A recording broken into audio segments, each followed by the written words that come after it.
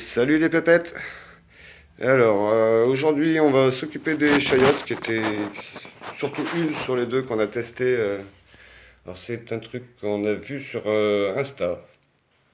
Je vous laisse deviner qui est on, hein. Et donc, on va faire la suite de ce qui est montré d'ailleurs sur une petite vidéo là-dessus. Donc, ça va consister à enlever la pulpe et conserver le plus possible des cotylédons, des graines à l'intérieur, le transférer là-dedans et tutorer un petit peu alors avec ce genre de grillage que j'ai récupéré, comme tout le reste. Ça c'est des sur les serres ou les gammes chères pour reprendre, je sais plus qui c'est qui les appelle comme ça, je trouve j'aime bien la formule, je crois que c'est Potager qui dit non. Voilà, ce genre de petit grillage, je sais pas si on voit bien avec le soleil en contre-jour, plus ce genre de tuteur en bois. Pareil, c'est de la récup. De la bonne récup, mais de la récup. Voilà, bon, vous voyez, il n'y a pas que les chayottes à s'occuper aujourd'hui, on a un beau programme encore. Donc voilà, je reprends tout de suite.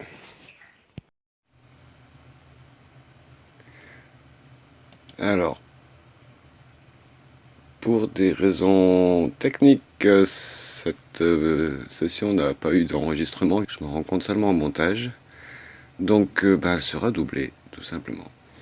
Donc là, on voit les deux chayottes, la verte et la blanche. La verte qui commence, on va être attaquée par et une attaque bactérienne et une attaque de champignons. Donc il est grand temps d'agir, hein. Attaque due par l'attaque la blessure des pics. Donc je prends la peine d'enlever avant de faire mon opération. Pour tout simplement garder l'affûtage du couteau. Il vient d'être affûté très très très très finement, hein. C'est presque un scalpel. Nettoyer, pas rajouter des bactéries en plus de ce qu'il y a déjà dessus. Et alors d'abord on prend dans le sens de la graine, hein, des cotylédons maintenant qui sont devenus, la graine qui est devenue molle. Et on coupe d'abord en superficie, juste vraiment pour entailler la peau.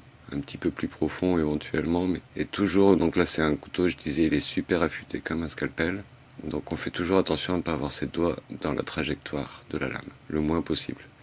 Tout en gardant un œil sur la tige de la plante qu'on ne veut pas casser, forcément. Prenez votre temps au début, hein, c'est un geste à prendre. Moi, je travaille dans la cuisine, donc ça va, je maîtrise assez bien ce genre de manipulation. J'ai travaillé en cuisine, mais oui, c'est un geste, il faut pratiquer, pratiquer, pratiquer pour gagner en assurance.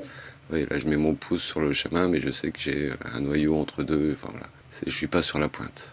Là, mon pouce, je sais qu'il est au-dessus du trajet de la lame. Il est plus... Donc on fait une deuxième passe en revenant en arrière dans le sillon qu'on a tracé.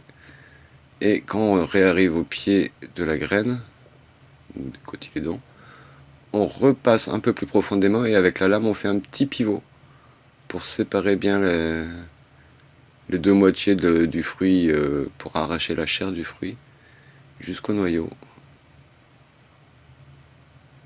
Pas besoin de pivoter beaucoup, hein, c'est même pas 1 centimètre. Et après, moi j'utilise mon outil préféré qui sont les doigts, que je peux me permettre de glisser entre la graine et la chair du fruit. Je sais pas si on va bien le voir. Voilà. On sépare bien les deux.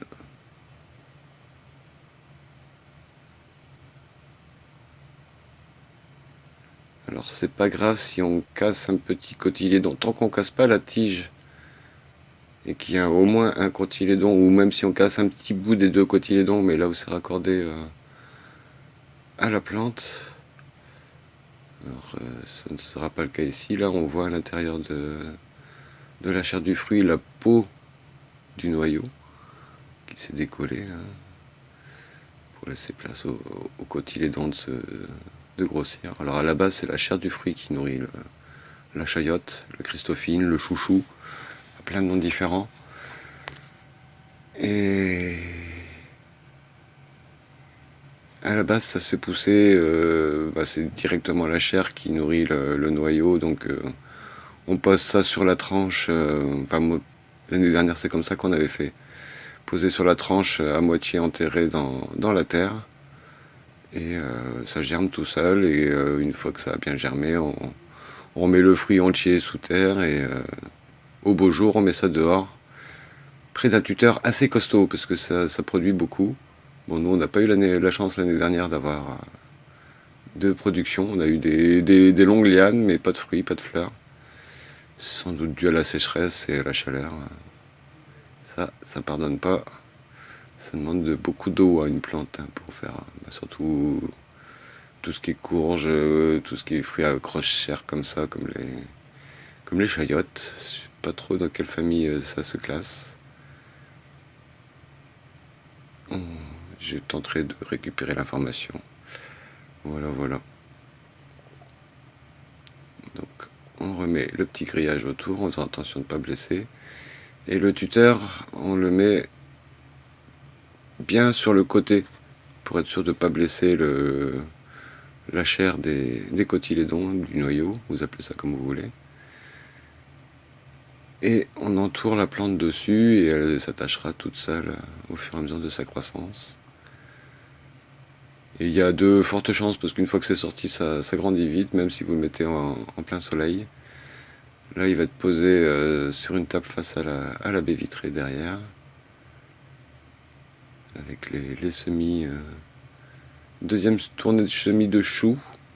Alors, sur la première tournée, on avait fait juste choux rouges et choux de Bruxelles. Là, on en a refait. Et dans les petits bacs que je critiquais dans la grande vidéo sur le repiquage, au tout début, dont on a reparlé après avec Laetitia, en comparaison au biodégradable, ça sert, hein, tant que ça sert, on leur donne leur chance. Et là, on a 11-12 variétés de choux différents. Donc, du chou frisé au chou cabu, en passant par les choux de Milan. Enfin bref. Sur ce, je vous dis attention à ce que vous mettez dans la tête, respectez-vous, et à tantôt.